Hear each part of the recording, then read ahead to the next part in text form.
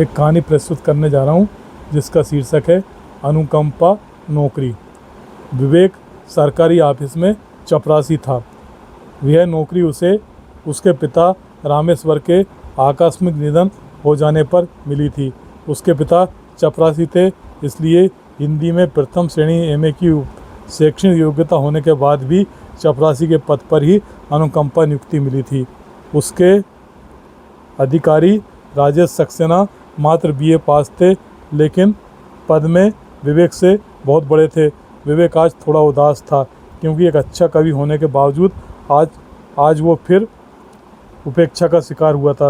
विवेक को आज उसके छोटेपन का एहसास अच्छी तरह से कराया गया था।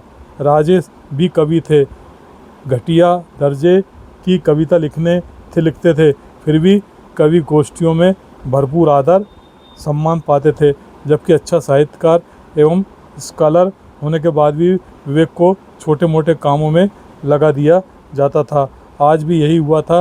राजेश को कार्यक्रम का मुख्य अतिथि बनाया गया था और विवेक को माला लेकर मंच के पास खड़ा कर दिया गया था।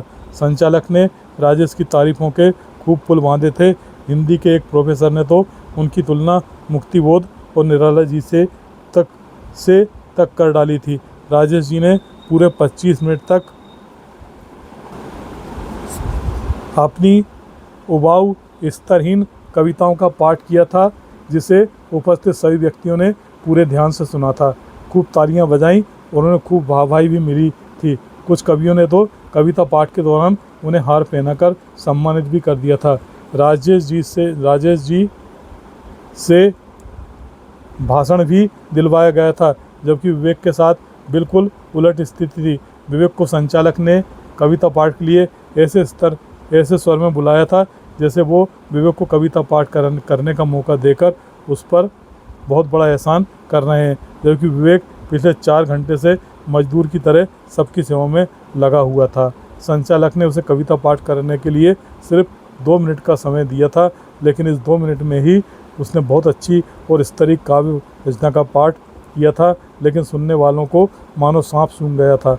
सबने उसकी कविता सुन तो ली थी, पर न किसी ने दाद दी थी, न वाहवाही की थी। सबकी नज़रों में उसके प्रति उपेक्षा के भाव नजर आ रहे थे, क्योंकि उस कवि गोष्ठी में उपस्थित बाकी सभी कवि उससे ऊंची हैसियत वाले थे। इस बात को विवेक अच्छी तरह समझता था, इसलिए कविता पाठ 2 मिनट में समाप्त कर वापस अपनी जगह पर आ गया था, क्योंकि वह अच्छी तरह जानता था कि वह इस बात को विवेक अच्छी तरह समझता था, इसलिए कविता पाठ 2 मिनट में समाप्त कर वापस अपनी जगह पर आ गया था, क्योंकि वह अच्छी तरह से जानता था कि यदि 2 मिनट से आधा मिनट भी अधिक हो गया तो उसे अपमानित कर दिया जाएगा। कार्यक्रम समाप्त होने के बाद भी उसे पूरे 1 घंटे व्यवस्था समेटने में लगे थे।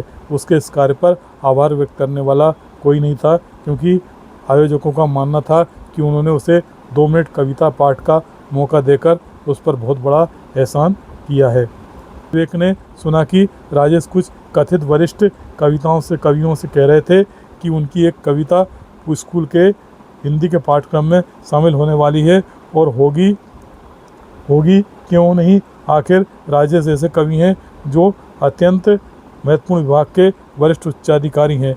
विवेक कवि गोष्ठी के बाद घर लौटा तो उसकी पत्नी सुशीला जान गई कि इस बार भी विवेक के साथ कार्यक्रम में अच्छा बर्ताव नहीं हुआ है। विवेक घर से नुक्कड़ पर आ गया, जहां उसके प्रशंसकों ने उसे घेर लिया। उससे पूरे एक घंटे तक कविताएं सुनी, उसे भविष्य का बहुत बड़ा कवि बताया।